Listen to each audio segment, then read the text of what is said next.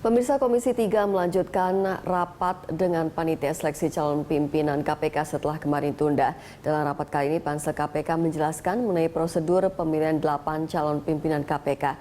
Dan untuk mengetahui informasi selengkapnya, kita segera bergabung dengan reporter Pramadika Samudra dan juru kamera Dwinanto langsung dari gedung DPR RI Jakarta. Ya, Prama, apa saja agenda yang dibahas dalam rapat antara Komisi 3 DPR dengan Pansel KPK malam ini?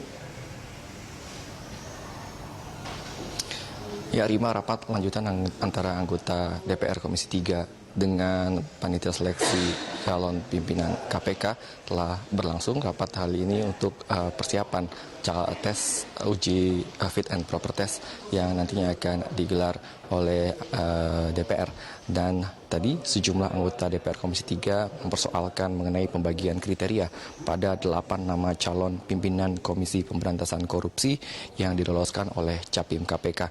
Dan menurut pasal 26 ayat 2 nomor Undang-Undang nomor 30 tahun 2000 tentang KPK, hal tersebut dianggap menyalahi peraturan karena ada kriteria yang diberikan oleh Pansel KPK, diantaranya adalah bidang pencegahan, bidang penindakan, bidang manajemen, dan bidang supervisi, koordinasi, dan monitoring. Sementara untuk dalam pasal 26 ayat 2 dijelaskan susunan pimpinan KPK harus dapat membawahi semua bidang, diantaranya adalah bidang pencegahan, bidang penindakan, bidang informasi dan data, serta bidang pengawasan internal dan pengaduan masyarakat. Namun hal tersebut telah dijawab oleh Betty Alicia Banas selaku Pansel KPK, di mana ia mengatakan bahwa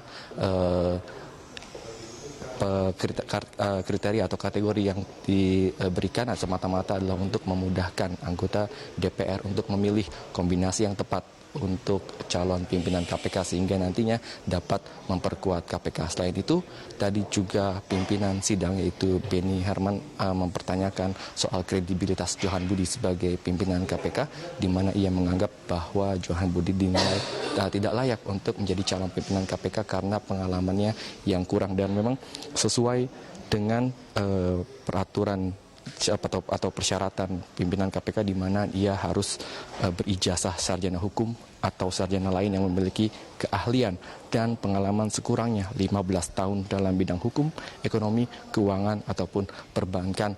Johan Budi dinilai tidak memenuhi syarat tersebut karena ia hanya memiliki pengalaman di bidang jurnalis selama 10 tahun dan juga 10 tahun di KPK dalam bidang menjadi juru bicara KPK.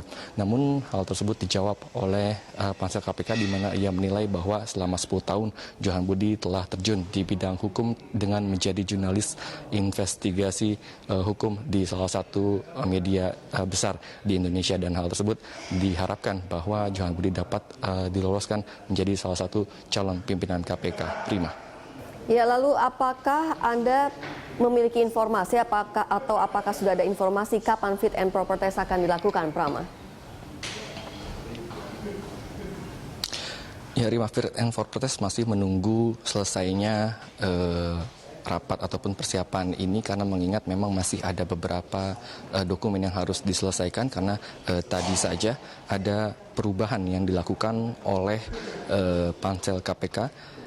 Tadi Wakil Ketua Komisi 3 Beni Herman mempertanyakan mengenai alasan panitia seleksi meloloskan Laude Syarif menjadi calon pimpinan KPK, karena ia menganggap bahwa Laude ini mengikuti atau menjadi narasumber dalam roadshow untuk Pansel KPK. Dan ini yang menjadi pertanyaan, dan dijawab bahwa Laude tidak mengikuti pada saat itu menjadi narasumber, dan karena itu dokumen harus dirubah, dan ini tentunya akan mengganggu jalannya persiapan fit and proper test. Dan besok diharapkan bahwa seluruh dokumen untuk persiapan fit and proper test dapat selesai, dan 8 nama tersebut sudah fix dan tidak ada perubahan lagi. Rima. Ya, baik. Prama, terima kasih atas laporan Anda, Pramadika Samudra, dan juru kamera Dwinanto langsung dari gedung DPR RI Jakarta.